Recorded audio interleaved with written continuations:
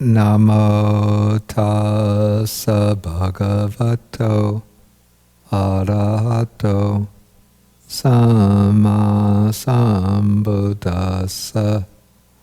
Namo tassa bhagavato arahato samma sambuddhassa.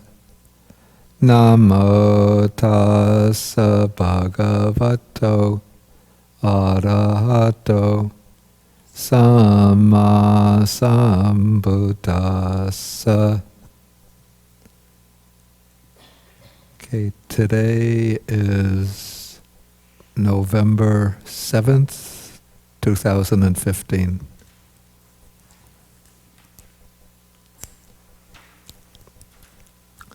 Okay, and so today we'll be taking Sutta number 140 in the Majjhima Nikaya.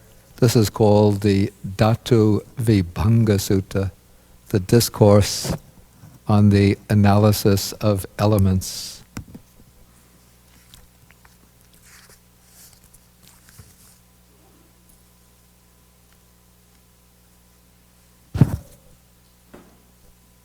Okay, so this sutta begins, first I'll do the introductory portion of the sutta, then I'll explain some of the background to the sutta. Okay, so the sutta begins when the Buddha he's wandering in the Magadhan country. Magadha is the state, now corresponds to modern Bihar in India. And then he eventually arrived at Rajagaha. That city still exists under the name Rajgir. And then he went to a potter whose name is Bhagava. Apparently this was a clan name of the potters, and said to him that he would like to stay just one night in the workshop, the potter's workshop.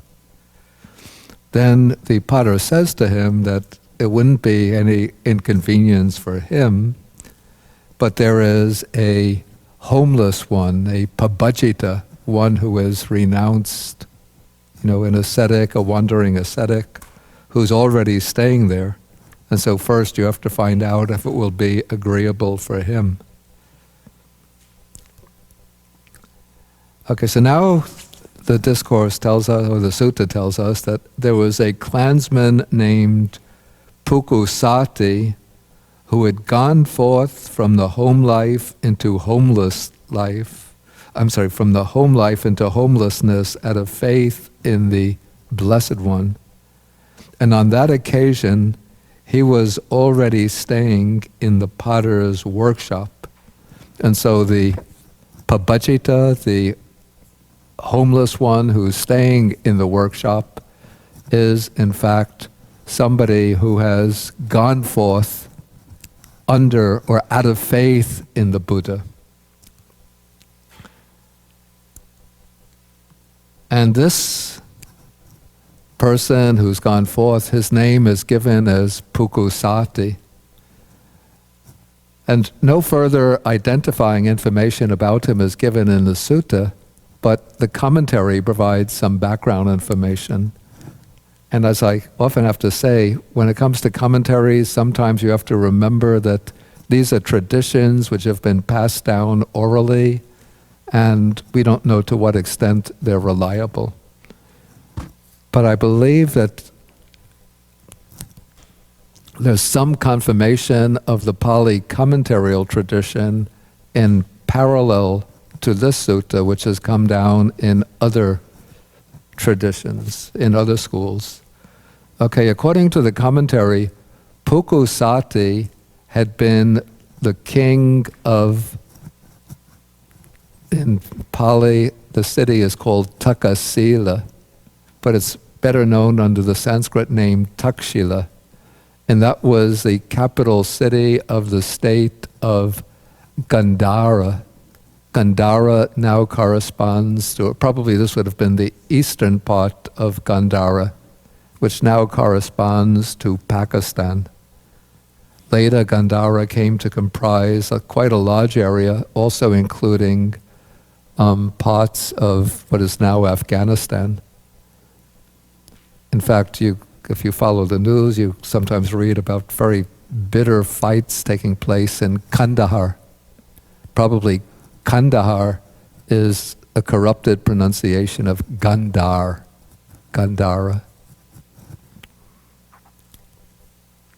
Okay, so coming back to the commentarial story, so it says that Pukkusāti had been the king reigning at Takasila, and through merchants who would travel back and forth between Takasila and Rajagaha, Pukkusāti had struck up a kind of friendship by message, through messengers, with the king of the state of Magadha, who is Bimbisara.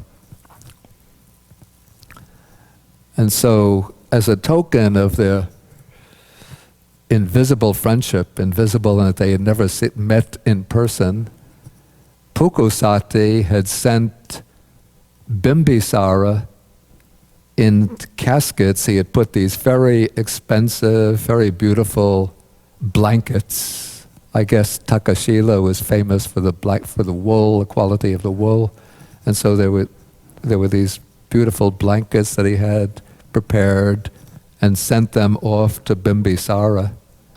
Then Bimbisara wanted to know, or he was pondering, what can I send my friend by correspondence, the king Pukkusāti, as a gift? And so King Bimbisara thought, it's no use sending him any kind of worldly goods, which just eventually decay. But let me share with him the Dharma of the Buddha. And so he had some, I think they were like gold foil sheets, so golden sheets prepared, and on them he inscribed passages from the Dhamma, passages in homage, the passages that describe the qualities of the three jewels, then other passages from various suttas, and sent them rolled up that piece of golden sheet, and then sent it with a lot of pomp and circumstance on the backs of elephants to Pukkusāti. Then when Pukkusāti received this gift from King Bimbisara, he opened up the caskets and took out the sheets and read them, and his mind was immediately uplifted with delight and bliss and ecstasy. And I think he started to practice anapanasati and achieved, very quickly went into the 4 jhanas. And then he decided that continuing to reign over a kingdom is not in my long-term interest. And so I think one night when everybody in the palace was asleep, he slipped out of the palace and took some cloths and, stitched them together and then dyed them the kind of saffron or ochre color, and then gave up his royal garments and put on the ochre robes, and then went forth as a wandering ascetic. Even though he hadn't taken formal ordination, but he declared that he was now an ascetic, sort of, who had gone forth under the Buddha. But he wanted to come to meet the Buddha in person and to be formally admitted into the Bhikkhu Sangha. And so he was under the impression, somehow he must have heard that the Buddha had his main seat, his main residence at Savatthi. Wait, let me just... No. He thought that the Buddha was living in Rajagaha, and so he headed for Rajagaha, but the Buddha was actually residing at the time in Savatthi, and along the way, I guess the road going from Takashila to Rajagaha would have passed through Savatthi, so he had actually passed through Savatthi where the Buddha was living, but not aware that he was residing there. He continued on the journey, going further southeast to Rajagaha until he arrived at Rajagaha and he learned that the Buddha wasn't living here, that the Buddha was in Savatthi. And so he was going to spend a night at the potter's shed in order to, to pass the night and recuperate from the journey, and then head back up north to Savatthi. But the Buddha, using his supervision, his supernormal vision, was aware of what was going on. And so the Buddha decided to go to Rajagaha in order to meet this young renunciant, Pukkusāti. And so we see that the Buddha here, he's not traveling together with the community of monks. He doesn't have any attendant, but he's traveled alone. He's set out by himself.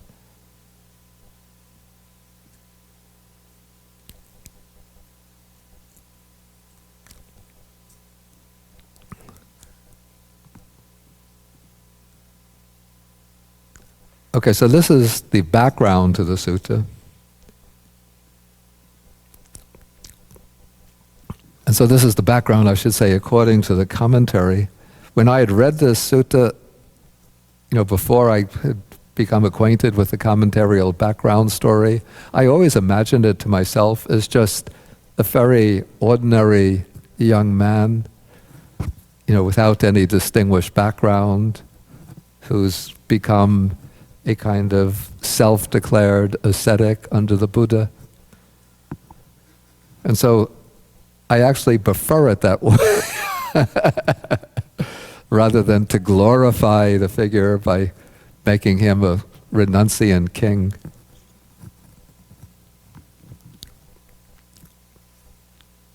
Okay, so Pukkusāti is already staying in the potter's workshop. And so the Buddha goes up to him and says, the Buddha is apparently taking on a very humble role, just coming on like another traveling monk, saying, if it's not inconvenient for you, bhikkhu, I will stay one night in the workshop. And it's interesting that here the Buddha addresses this young ascetic as bhikkhu, because usually we think now that bhikkhu is a distinctive term for a Buddhist monk.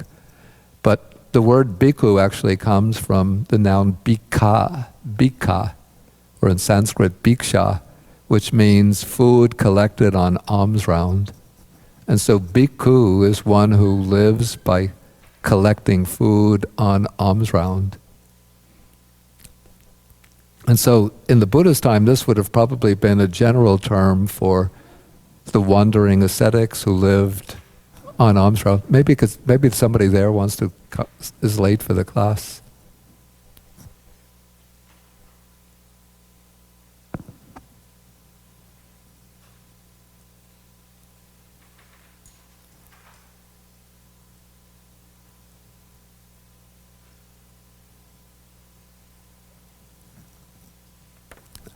Okay, so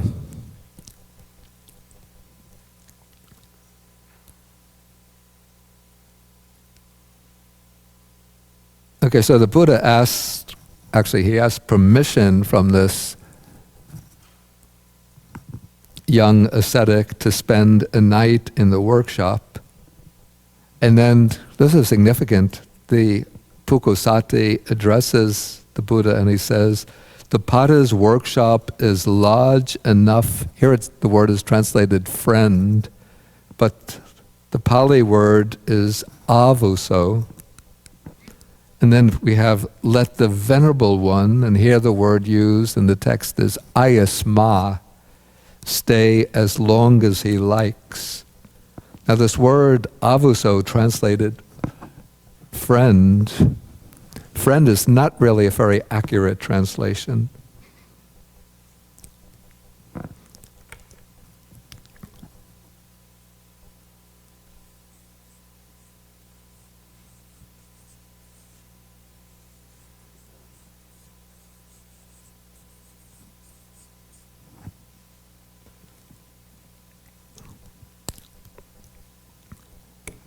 Yeah, the word avuso was a term of address that was used amongst monks and ascetics, which imply some degree of parity, that is, equality.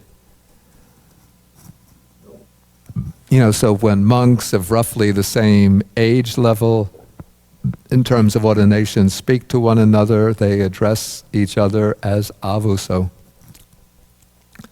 And in fact, later on, when the Buddha was passing away, the instructions he gave for the continuation of the Sangha was that elder monks should address junior monks as avuso, whereas junior monks should address elder monks as bhante.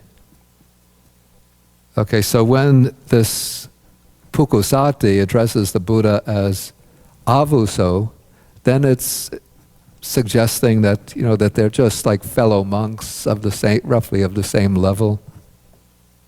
It doesn't imply any kind of spiritual superiority of one to the other, but it's just a friendly greeting. And then also the word ayasma, which is translated here as venerable one, again is the kind of address that one monk might use when speaking of another in the third person, again implying roughly some degree of, similarity of status between the two. And this word, this address here, as we'll see probably next week, plays a significant role later in the sutta.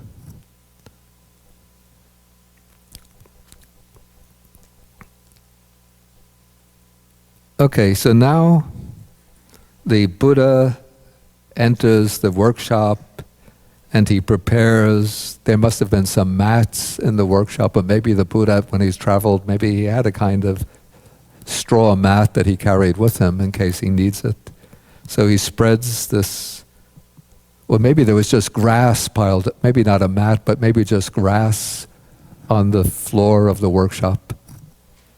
And so he prepares a spread of grass at one end, he sits down, crosses his legs, and then the text uses the stock expression, establishes mindfulness in front of him, which means that he enters into meditation. And so the Buddha spends most of the night seated in meditation, and the Venerable Pukkusāti also spends most of the night seated in meditation. And then the Blessed One thinks that this young man is conducting himself in a very pleasing way or an inspiring way. He's probably sitting in a very firm, solid posture. He's able to sit for a long time. So he says, suppose I were to question him. Okay, and now what the commentary explains, and is probably true, is that the Buddha already knew that Pukkusāti had gone forth under him, but he wants to start a conversation. And how do you start a conversation with another monk? The standard way was to say, like, under whom have you gone forth? Whose teaching do you follow? What kind of practice are you engaged in?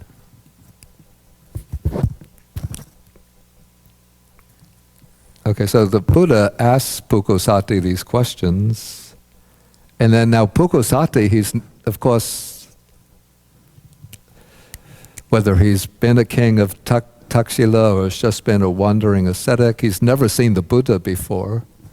And what's interesting, this is a little bit of a puzzling, that the text described the Buddha as having something what they call the 32 marks of the great man, 80 minor characteristics, and sometimes when the Buddha wants to, he can emit the aura, fathom-wide aura.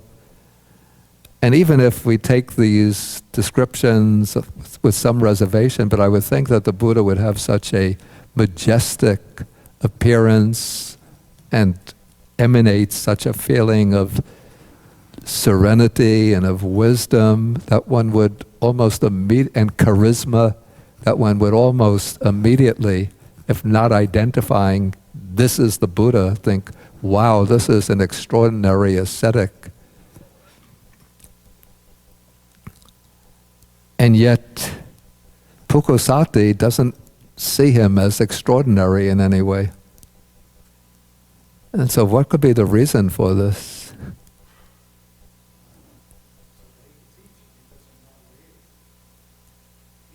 Yeah. Yeah, I think that's the good point. That the Buddha has sort of, I would imagine that the Buddha has some control over his physical appearance. So when he wants all of his characteristics of the Mahapurisa, the characteristics of the great man to become evident, for example, sometimes the Buddha wants to impress a Brahmin, so he'll let those characteristics become evident, and then the viewer, say the Brahmin, will see him and then will be struck by awe at the presence of the Buddha, and then will approach in order to learn from him. But here, if the Buddha comes on with his full, majesty of his bearing, then Pukkusāti will be awed, and they won't really have a chance for this conversation. And so the Buddha has subdued his physical appearance, so that probably if one looks closely enough, one will see these distinctive characteristics, but they're not sort of shining forth in their full glory.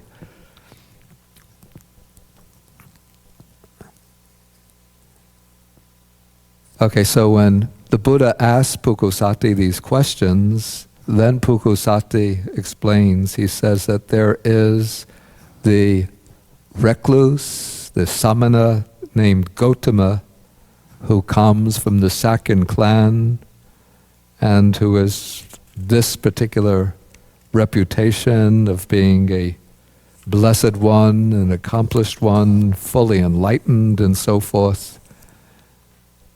The teacher of gods and humans, the enlightened one, the blessed one, I have gone forth under him. That blessed one is my teacher, and I profess the Dhamma of that blessed one. Okay, then the Buddha asks, but he says, where is the blessed one now living? He's playing along as if he's not, what? It's not lying, no. He's not speaking falsehood. He's just asking a question. Yeah. But he's just playing along as if he is not the blessed one. So he asks, where is that blessed one now living? And Pukkusāti says he's now living in Sravasti. Then the Buddha says, have you ever seen the blessed one before? And would you recognize him if you saw him? And Pukkusāti says, no. Okay, then the Buddha reflects that this clansman, the young man, has gone forth under me. Suppose I teach him the Dhamma. And this seems to me a little bit strange, because the Buddha then the Buddha then says to him, he says, Bhikkhu, I will teach you the Dhamma, listen and attend closely to what I shall say. He hasn't established that he is also professing the Dhamma of the Blessed One. And we don't know, how is Pukkusāti to understand at once that he's being taught the Dhamma of the Buddha? Suppose I'm wandering on tour and I come to a shed and somebody says, well, there is a clergyman now living in the shed and the clergyman turns out to be maybe a Christian evangelical minister, and he says, I shall now teach you the gospel. I would feel a little bit like I'm being imposed upon.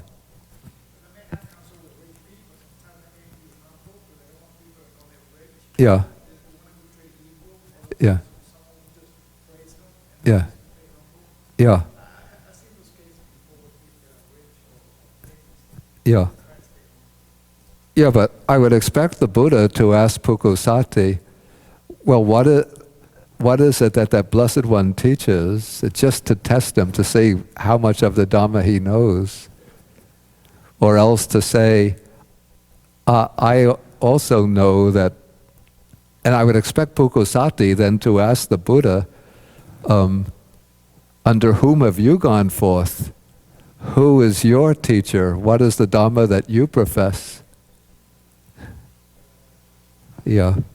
But I guess one could suppose that probably what you could say, what is original would be the teaching, and maybe the compilers had to construct, and maybe there was like an oral tradition of the background to the sutta. But what was the original sutta would have been the discourse itself, and so then the compilers had to construct a little bit of a dramatic framework around the sutta. And so we don't expect every logical step in the process of a conversation to take place. Okay, but now we come into the heart of the teaching here. And as in other suttas in this chapter of vibhangas, of analyses, we begin with the udesa. The udesa is like the table of contents or the outline of the teaching. And then comes the vibhanga portion, the analysis or exposition of the outline. And so the outline goes like this, that this person, this individual, consists of 6 elements, 6 bases of contact, 18 kinds of mental exploration, and has 4 foundations. So those are the main themes that are going to be expounded. Then comes something which appears only towards the end of the sutta. The tides of conceiving do not sweep over one who stands upon these 4 foundations. And when the tides of conceiving no longer sweep over him, he is called a sage at peace. The Pali expression is muni santo. That is, muni is the sage, santo is peaceful. Then one should not neglect wisdom.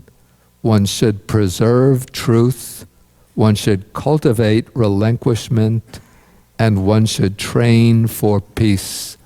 These 4 clauses are actually referring to what are called the 4 foundations, the 4 adhitthana.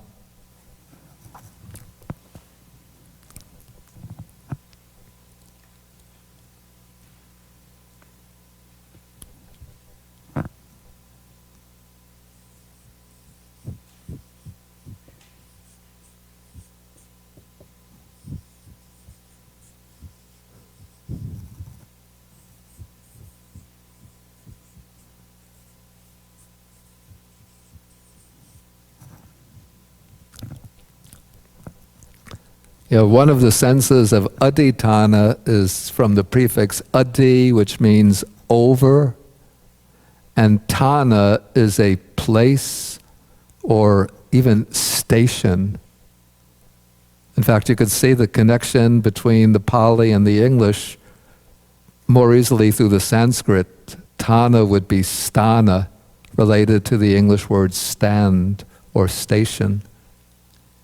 And so adhitthana is that over which one stands, that which one stands upon. And there are the 4 adhitthanas here, the 4 stations or foundations are wisdom, truth, relinquishment, and peace.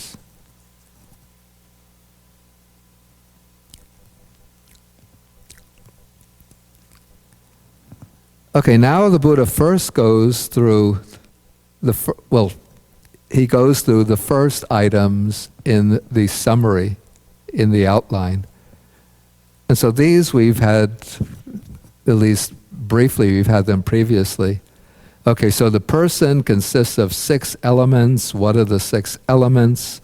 The earth element, water, fire, air element. Those are the 4 primary material elements. Then there's added another material element, the space element. And then representing the mental side of experience, there's the consciousness element. And with the consciousness element, we can assume comes along the other 3 mental aggregates, though they're not expressly mentioned here. That is, we have feeling, perception, and all of the other mental activities. Okay, then we have the 6 bases for contact. Those are the eye, ear, nose, tongue, body, and mind. These we've had several times already. Then we come to the 18 kinds of mental exploration. The 18, these are upavichara. Okay, so we can just go through them quickly. I explained these in greater detail when we took Sutta number, I think, 137.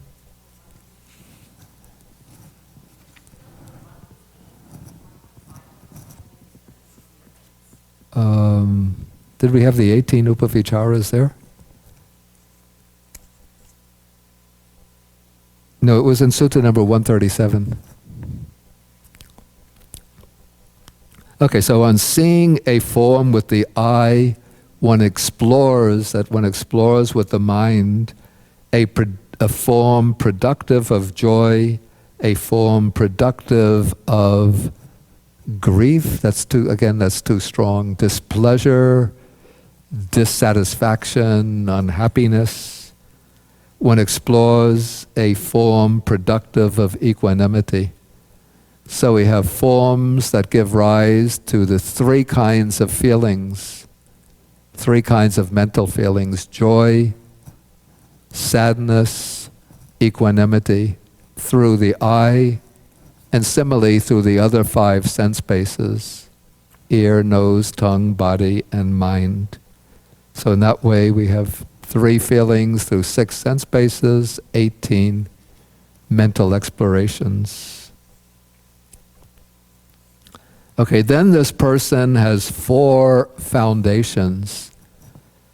So these are the foundations of wisdom, the foundation of truth, the foundation of relinquishment, and the foundation of peace. And we could see that, or later we'll see that the 4 foundations are things that initially one has to cultivate and develop, and then when they become fully developed, then they become, we could say, the foundations on which the liberated one, the arahat, takes a stand. So the things that support the arahat, or the characteristics that are inalienable from the being of the liberated one.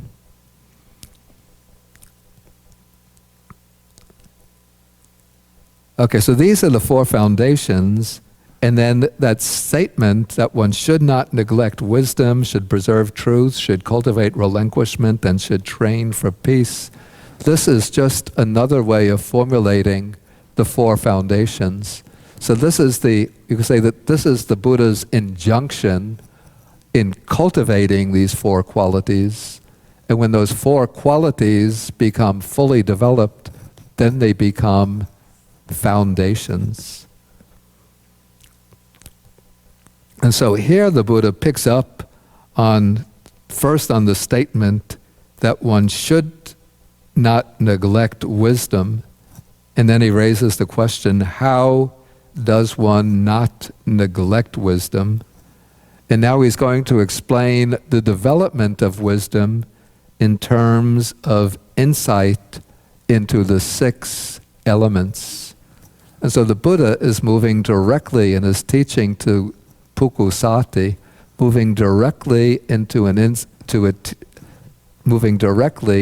teaching on the development of insight or paññā, wisdom. He doesn't give Pukkusāti the gradual step-by-step instruction, starting from moral virtue through restraint of the senses, contentment, mindfulness and clear comprehension, overcoming the 5 hindrances, the 4 jhanas, because, at least according to the commentary, Pukkusāti had already attained the 4 jhanas, so he already had mastered the preliminary stages of the practice. What he was lacking, because he hadn't met the Buddha directly in person, didn't have or hadn't met even another monk who was skilled in the teaching, so he didn't have yet acquaintance with those teachings that conduce to the arising of wisdom. And so now the Buddha is going to give him that teaching by way of expounding on the 6 elements.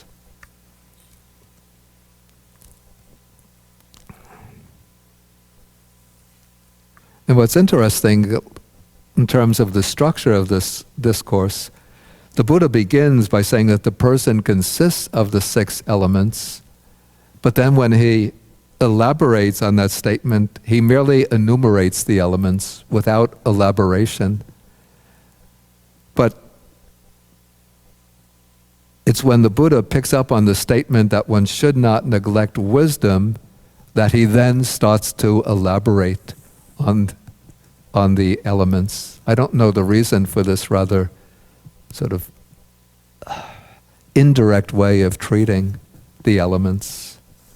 Okay, so we come to the earth element. Again, we've had this basic formula. We've had several earlier suttas. So we have the earth element might be internal, that is pertaining to oneself, one's own body, or external, the earth element in the bodies of others as well as in inanimate matter.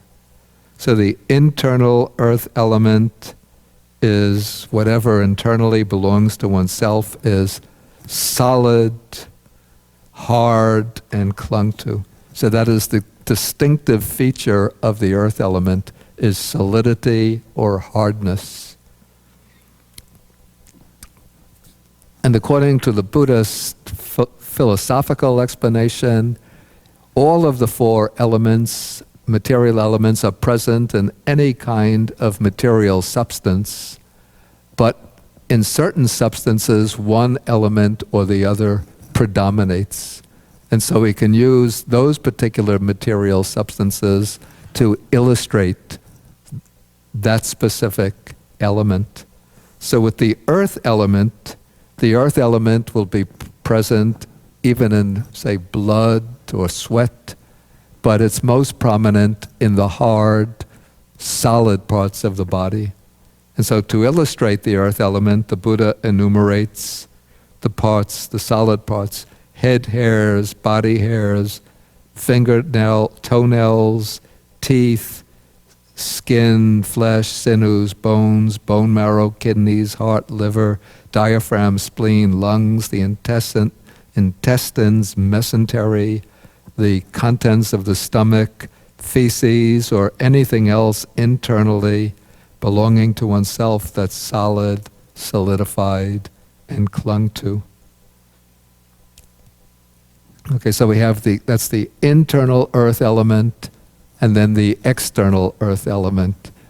When we have, say, a plate of food in front of us, the food is, you could say, is external earth element.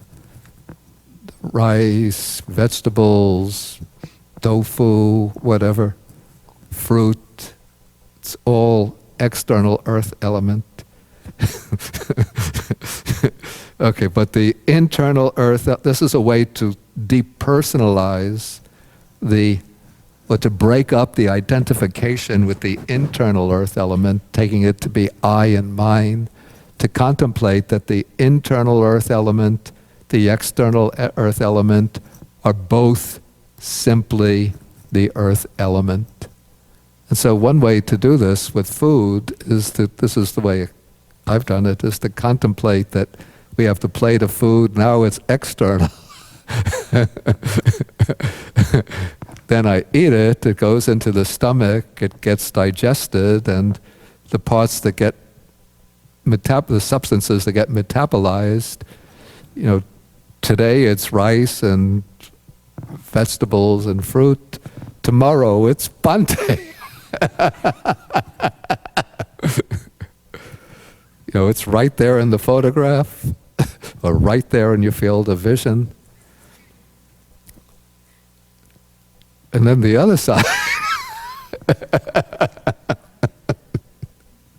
that there's internal earth element, which certain point tomorrow in that room for which you close the door, then becomes external earth element. Okay, so when you see that the internal earth element and the external earth element are simply earth element, then one can contemplate this internal earth element, well actually one can contemplate both together as being not mine, not I, not myself. Contemplating it yatha bhutang samapanyaya, that is, as it actually is, with correct wisdom. So this is how one is developing wisdom, through insight into the selfless nature of the elements. And so when one sees it as it actually is with proper wisdom, then one becomes disenchanted. That is, one breaks up the illusion that connects to the earth element, I and mine. And then the mind becomes dispassionate towards the earth element. Okay, then similarly with the water element, its distinctive characteristic is that it is, well, it's given here that it's water, watery, and clung to. Or we could say that whatever is fluid, liquid in nature, that is the distinctive characteristic of the water element. And so that water element appears most distinctly in, here are the fluids of the body: bile, phlegm, pus, blood, sweat, fat, tears, grease, spittle, snot, the oil of the joints, urine, or whatever else pertaining to oneself is water, watery, and clung to. So this is the internal water element, and then one contemplates that this internal water element and the external water element are simply water element. So here I have the cup, legendary cup of herbal tea. This. So now, what is it? Yeah, external water element.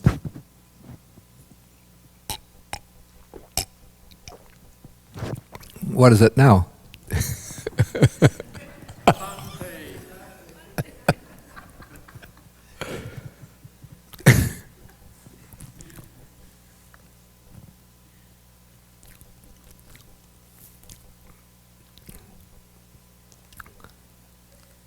Okay, then there are times when the internal water element puts a little pressure on the bladder, and then sooner or later it becomes external water element. Okay, so then one contemplates it with proper wisdom, as again, as it really is. This is not mine. This I am not. This is not myself. One becomes disenchanted with the water element and dispassionate towards the water element. Then the fire element, the distinctive characteristic of the fire element is heat, warmth. Okay, and so so this needs a little explanation. Whatever internally belonging to oneself is fire, fiery and clung to, that is that by which one is warmed, okay, that's obvious, ages. Now, according to the Indian physiology, it's the heat in the body that causes the body to age. So, if you freeze something, like you freeze meat, it doesn't decay. If you take it out and keep it in the warmth, then in the heat, then it will decay. Similarly, with fruit, you put fruit in the refrigerator, it stays. You leave it out, it ripens, and then it gets overripe and decays.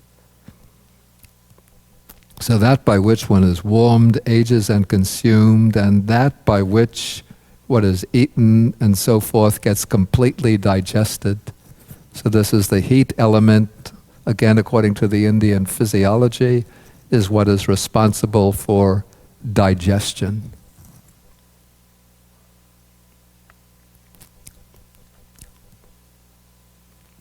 And similarly, one contemplates the external fire element, the internal fire element, the heat of the body, the external fire element, the heat of the sun, the warmth of the weather, as simply fire element, and becomes detached from it.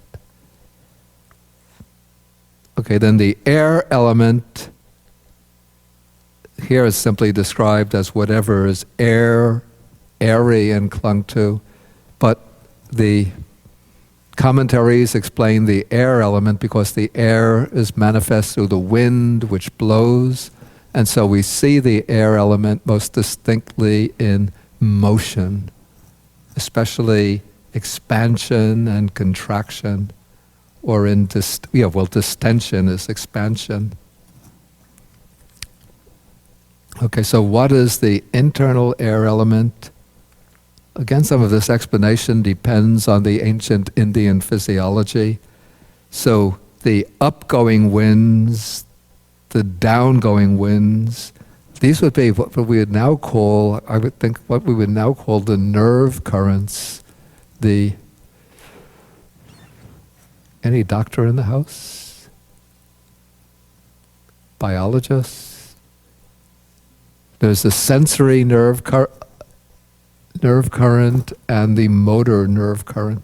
So the sensory would be the nerve current through which sensory data gets transmitted to the brain. And then the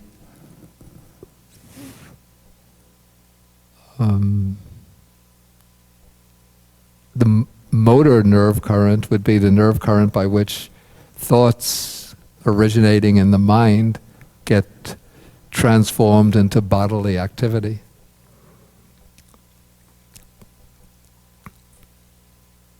Okay, then there's winds in the belly, winds in the bowels, winds that course through the limbs, and then most distinctly we see the air element in respiration, in-breathing and out-breathing. And then internal air element, external air element are simply the air element. One becomes the other. I breathe in the air, and then the oxygen in the air becomes assimilated to my body, and the carbon dioxide that's rejected by the cells gets exhaled and becomes part of the atmosphere. And so in this way, one contemplates all of this as being not mine, not I, not myself, and becomes detached from the air element. Okay, then we come to the space element, which in the Abhidhamma system is considered a type of secondary matter, derivative matter. And in the suttas, the Pali tradition, the space element is not considered what I call the all-comprehending space or the absolute space, but rather it is considered spaces that are not occupied by other material substances. So what is the internal space element? So whatever belonging to oneself is space, spatial, and clung to. That is the holes of the ears, the nostrils, the opening of the mouth, and then that aperture whereby what is eaten, drunk, consumed, and tasted gets swallowed. I think that's called the esophagus, or the gullet.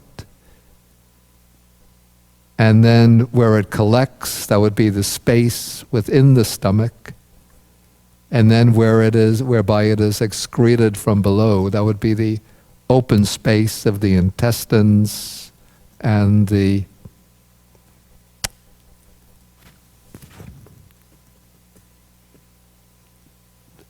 intestines, the anus.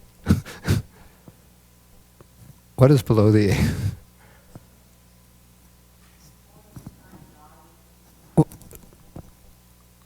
rectum, I'm sorry.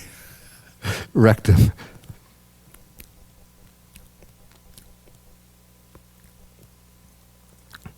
Okay, so the internal space, external space are simply the space element, again to be contemplated, not mine, not I, not myself. Okay, now we come to what is new in the sutta, and that is the consciousness element. And here the text speaks about the consciousness element as being purified and bright.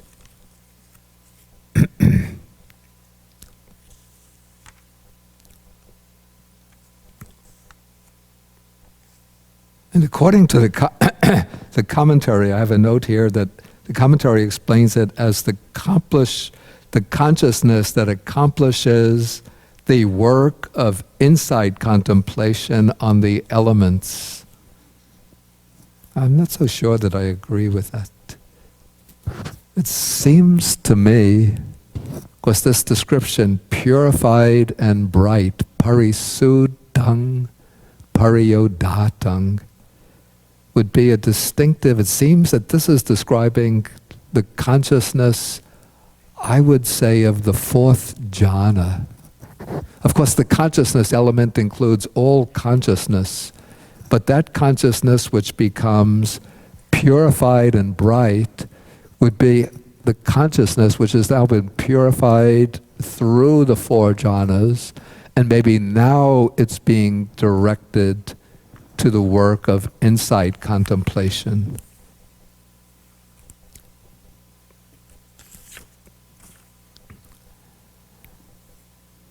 Okay, so now the text goes on and says, what does one cognize, so what does one know with that consciousness? And often when the Buddha is explaining the aggregate of consciousness, he'll explain it in terms of the 6 kinds of consciousness. That is, eye consciousness, ear, nose, tongue, body, and mind consciousness. Each of these consciousnesses knows its own distinctive object. So the eye knows forms, the ear knows sounds, the mind knows dhammas, mental objects.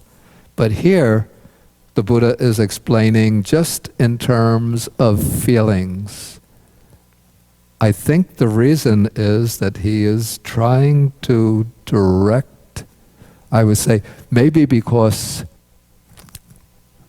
he's sketching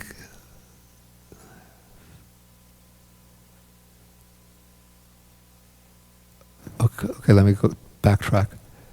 Maybe he's trying to build up again to the consciousness of the 4th jhana, and then seeing what paths lie ahead for the practitioner when one has mastered the 4th jhana.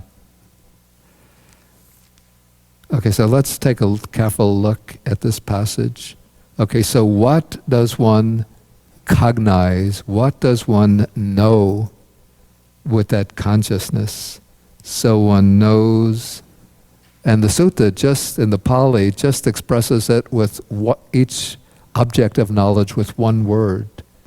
So one knows pleasant, one knows pain, one knows neither pain nor pleasure.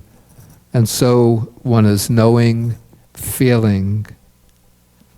And this seems to be here almost inserting into this passage one of the exercises in the Satipatthana system of meditation, that is the contemplation of feeling. Because when contemplation of feeling, how does the contemplation of feeling develop? If we just look at Sutta number 10,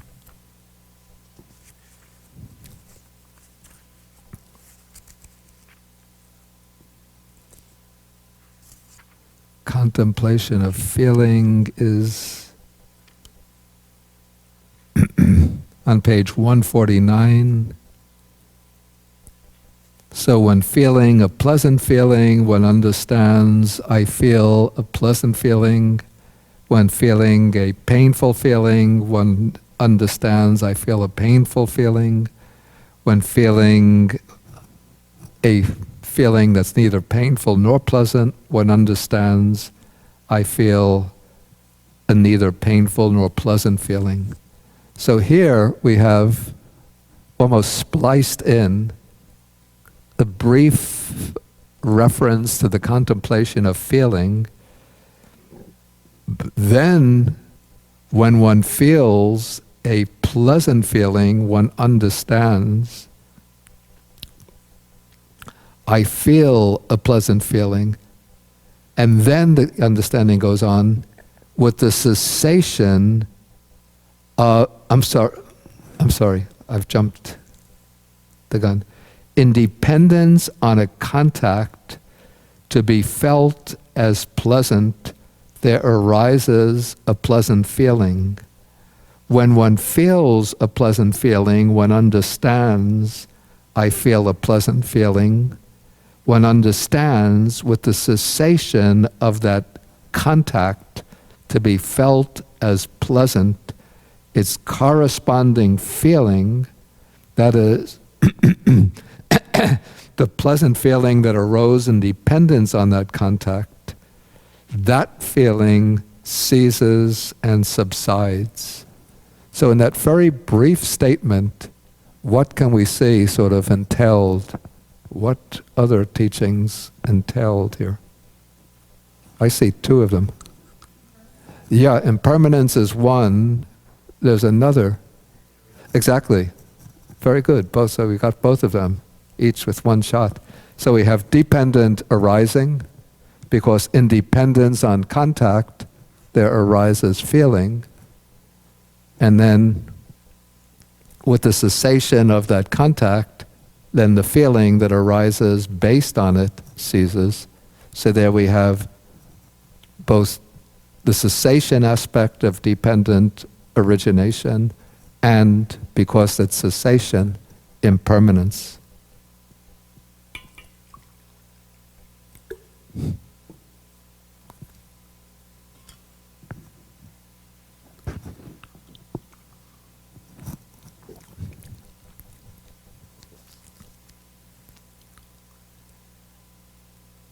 This is a very nice jasmine tea. Oolong, but it has a jasmine-like flavor. Of jasmine.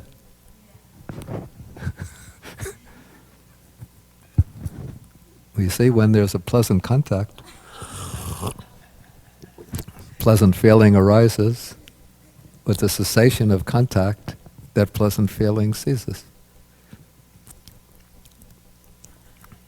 Okay, in dependence on a contact to be felt as painful, there arises a painful feeling. Okay, this is just applies the same thing to the painful feeling and then to the neither painful nor pleasant feeling. We don't have to repeat the full passage. Okay, now the Buddha illustrates this after the section on neither painful nor pleasant feeling. He says, just as from the contact and friction of two fire sticks, heat is generated and fire is produced, and with the separation of those two fire sticks, the heat ceases and subsides, so in dependence on a contact to be felt as pleasant, painful, neutral, there arises respectively a pleasant, painful, neutral feeling. And so what makes the contact here, the way I see it, it's not the sense, it's not just the sense faculty and the sense object, but in the contact there's actually three factors involved. In the fire sticks there's only two. But maybe actually you could say the three in the fire sticks, maybe. Anybody have experience with fire sticks? We're too modern. Okay, you have the lower fire stick, the upper fire stick, then you rub them together. And that produces the heat. So in the case of contact, you have sense object, sense organ or sense faculty, and then the mind has to make contact with the object through the sense faculty. So when those three come together, that is contact, and from that contact there arises the feeling. Okay, so one understands with the cessation of that same contact to be felt as neither painful nor pleasant, its corresponding feeling ceases and subsides. Okay, now the text says, then there remains only equanimity, purified and bright, malleable, wieldy, and radiant.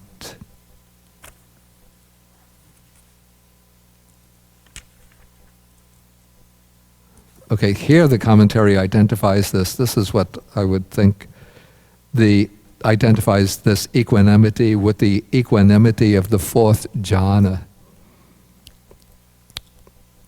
which Pukkusāti had already attained, according to the commentary. And now the Buddha describes this equanimity as purified and bright, parisudang, pariodatang, it's malleable. I think this would be mudung, wieldy, kamanyang, and radiant, pabasarang. So this would be the mind, the equanimity present in the mind of the fourth jhana. And again the Buddha, in order to praise this equanimity, he uses a simile, the simile of gold. So we have a skilled goldsmith is preparing a furnace, heats it up, he takes some gold and that he wants to refine, he puts it into the crucible, then from time to time he blows on it, from time to time sprinkles water over it, from time to time just looks on, and in this way that gold becomes refined, well refined, completely refined, faultless, rid of the impurities, malleable, wieldy, and radiant. There's a kind of intersection here with another sutta that occurs in the Anguttara Nikaya, the Book of Threes. Different numbering systems. I think I have it as sutta number 99 in the Book of Threes, but the Pali Text Society had slightly different numbering. I think it came out to be, maybe in my Anguttara, maybe it was 100. But it uses the simile of a goldsmith refining gold to illustrate how a meditator refines the mind. And blowing on the gold with the fan is like applying energy when it's time to apply energy. Sprinkling water over the gold is like when it's time to relax the exertion and then to focus the mind, or let the mind just settle down and become quiet, more quiet. Because the sprinkling water over the gold tempers the heat, and so turning the mind towards samadhi helps to settle down any kind of agitation or restlessness brought on by that effort. And then when everything is in balance and the process of cultivation is going smoothly, then one just looks on with equanimity. So that is like the goldsmith looks on at the gold as the refining process is taking place. Okay, then whatever kind of ornament that goldsmith might want to make from that gold, a chain, earrings, necklace, and so forth, he'll be able to do so. The sutta that I referred to from the Anguttara Nikaya then explains how when the mind has been cultivated through the balance of these three qualities, energy, stillness or concentration, and equanimity, then one can develop the 6 superpowers, that is the 5 mundane superpowers like psychic powers, or the ability to read the minds of others, the divine ear, the recollection of past lives, and the knowledge, that's the ability to see the passing away and rebirth of others. And then the 6th is the world transcending superpower, that is the power of liberation.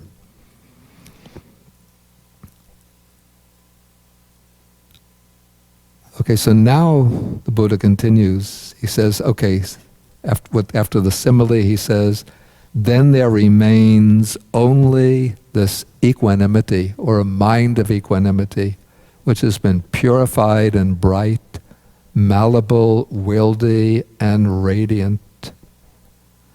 Okay, then the meditator understands, if I were to direct this equanimity, remember this is the equanimity now in the 4th jhana, so the question here is, what lies beyond the 4th jhana? What are the possibilities? So one possibility is to continue the process of mental refinement, moving in from the 4th jhana, moving upwards to the arupa attainments, the formless meditative absorptions.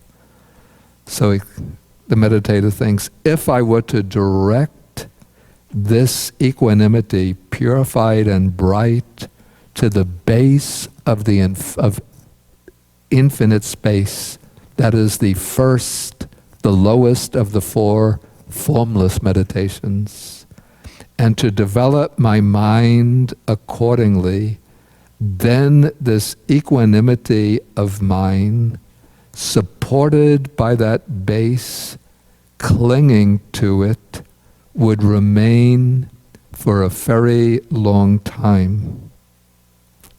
Let me just read the whole passage, and I'll come back and explain. If I were to direct this equanimity so purified and bright to the base of infinite consciousness, this is the 2nd formless meditative absorption, and to develop my mind accordingly, again, this equanimity of mine would remain for a very long time.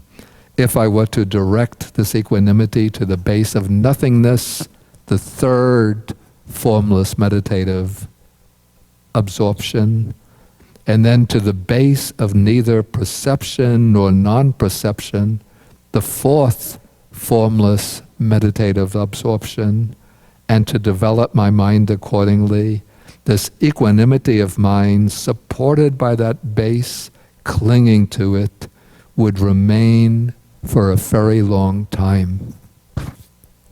Okay, the implication of this first is that to direct that equanimity, okay, start at the bottom, to the base of infinite space and develop the mind accordingly, means that one directs the mind to the base of infinite space, and then one develops the concentration to the point where one can attain that absorption in the base of infinite space. And then by attaining that absorption without going further, then that mind at death will move on to re-arising or rebirth in the sphere of existence called the sphere of the infinity of space. which is the lowest of the four formless spheres of existence.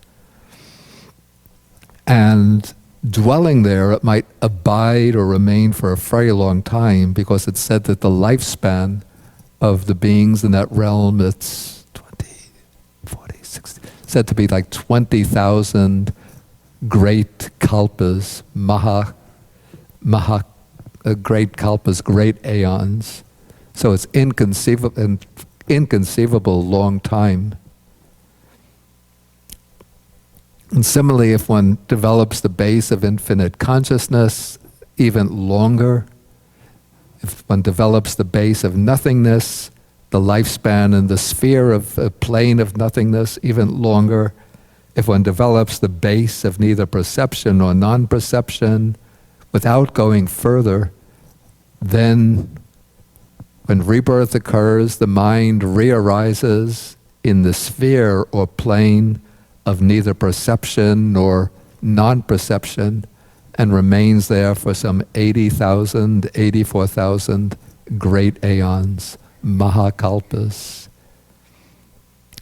But notice the expression that describes each of these bases, that it's said that the Pali uses the expression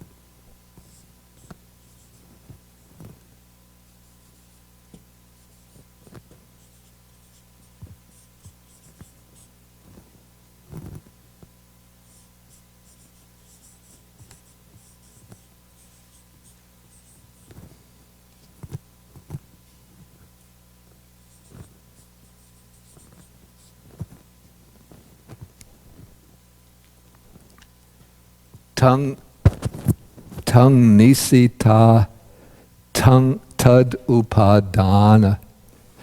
So nisita is dependent upon. So the mind is dependent upon that attainment. And tad upadana, upadana is clinging, but it also suggests the idea of a sustenance is a good rendering. What sustains it? So it's the mind is sustained by that equanimity and dependent upon it. But because it's dependent and because that equanimity is founded upon clinging, it's impermanent. It's, you could say it's defective, it's flawed. And so we have the next paragraph is sort of in a way the key to this whole section of the sutta. So it says that he understands thus, if I were to direct this equanimity so purified and bright to the base of infinite space and to develop my mind accordingly, this would be conditioned. And then similarly, if I were to develop this, to direct this equanimity to the base of infinite consciousness, the base of nothingness, the base of neither perception nor non-perception, this would be conditioned. And then the commentary has a very nice explanation. That word conditioned, in a sense, reveals the whole unsatisfactory nature of these attainments, that because they're conditioned, they are fueled and supported by conditions. And because those conditions are impermanent, it means that these states of attainment and these existence in these planes of rebirth are also impermanent. So the commentary says,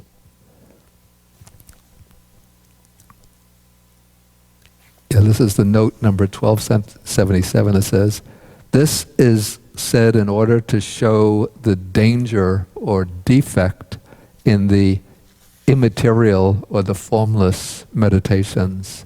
By the one phrase, this would be conditioned, he shows, even though the lifespan there, that is in the sphere of infinite space, is 20,000 aeons, that is conditioned, fashioned or fabricated, built up.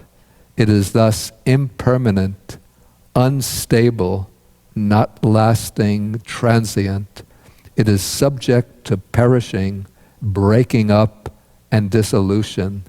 It is involved with birth, aging, and death, grounded upon suffering. It is not a shelter, a place of safety, a refuge. And so, having passed away from there as a worldling, one can still be reborn in any of the four states, the bad destinations.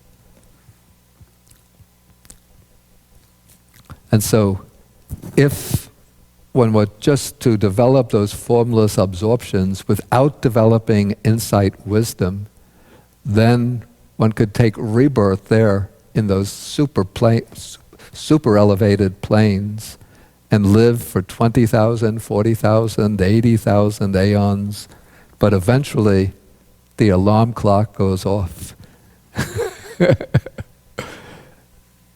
And when the alarm clock rings, then the mind passes away from there and takes rebirth elsewhere. And the cycle of birth and death goes on.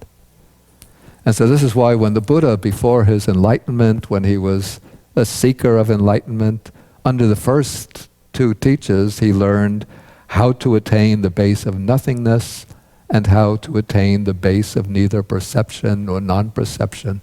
But he wasn't satisfied with those because he knew these states are not final, not ultimate. They're conditioned, impermanent, and if I take rebirth through them, that comes to an end and I'm not liberated. Okay, so then the text continues. He does not, so when he understands this, then he does not form. Here, the Pali, it's so well expressed and so difficult to render into English. So it's very awkward, this attempt to translate. The Pali says, Neva tung abhisankaroti, na abhisanchetayati, bhavayava vibhavayava. So we have the verb abhisankaroti, which suggests putting together, constructing, formulating. So here we have to render it, not form any condition. Then abhisanchetayati, it's an act involving volition. So here we have to render generate any volition. So he does not form any condition or generate any volition for either being, that's continued existence, that is desiring to exist in any of these higher realms of existence, or for non-being, any desire for personal annihilation. But since he doesn't form any condition or generate any volition towards either being or non-being, for either eternal existence or for personal annihilation, he does not cling to anything in the world. And here the verb na upadhyati, does not cling, sort of resonates with the fault in these four attainments, that they are based, that they're supported by that base, clinging to it. So this is sort of the negation of that. So he does not cling to anything in the world. Then when he does not cling, Again, there's always these linguistic problems. Na paritasati. Here it's rendered, he is not agitated. But this is a verb, na paritasati.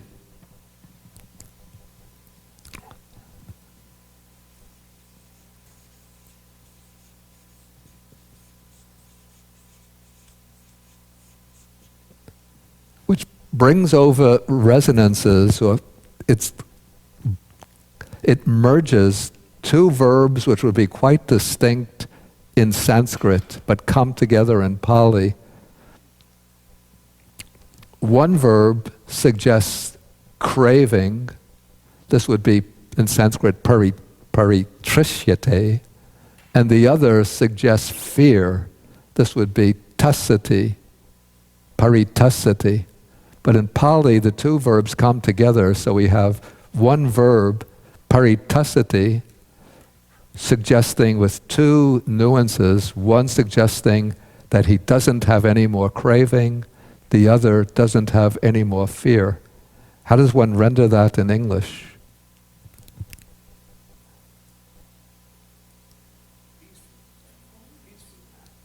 We have to say he doesn't.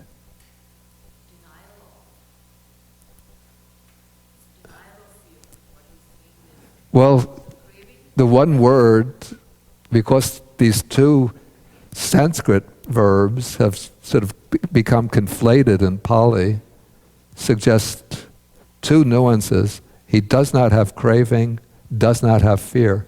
So we have to find one word that will render both ideas. What? Apprehension. That tends more towards fear. No, we want to get the negation, does not, or is not.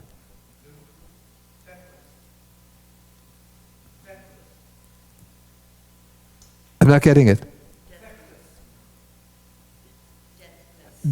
Deathless. Feckless.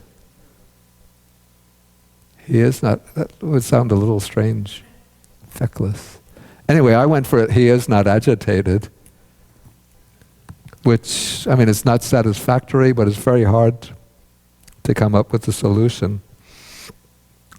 Okay, so when he is not agitated, then we have next a verb, parinibhayati, which we have to render with a substantive English word, you see. So he attains nibbana as though it's some kind of substantial thing that he attains.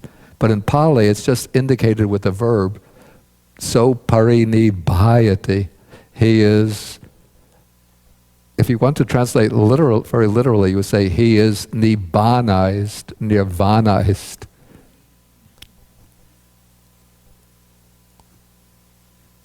So you see, it's not so easy to translate these passages.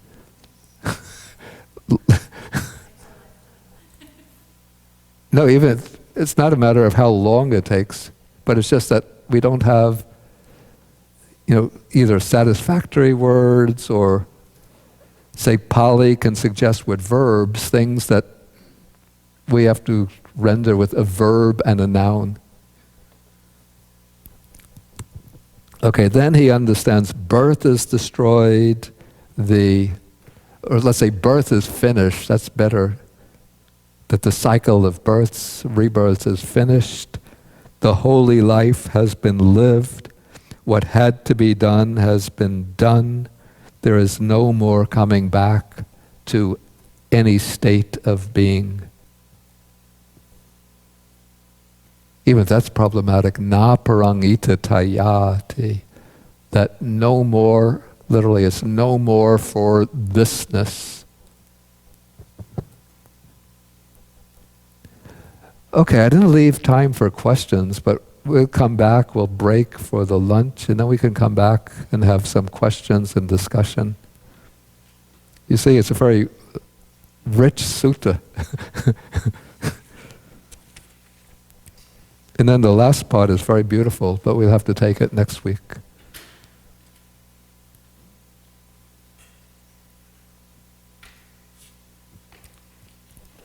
Okay, so Okay, yeah, we do the sharing of the merits.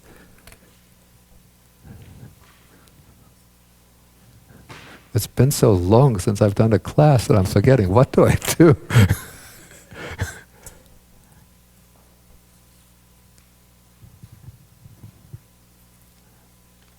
Okay, so we end with the sharing of the merits.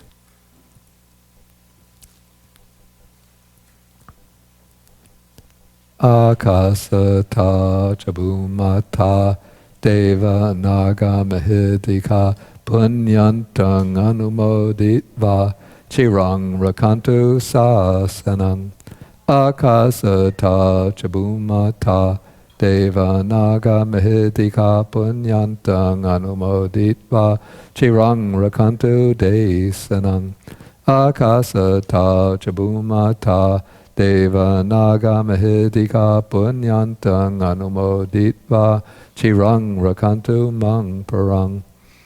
Etavatacham hehi sampadang punya sampadang sabbe devanumodantu sabba sampati siddhya. Etavatacham hehi sampadang punya sampadang sabbe bhutanumodantu sabba sampati siddhya. Etavatacham hehi sampadang punya sampadang sabbe satanumodantu sabba sampati siddhya.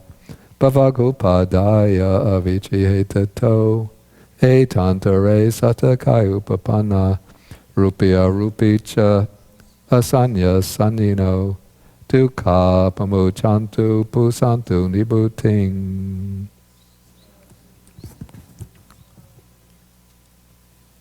Okay, do 3 half bows to the Buddha.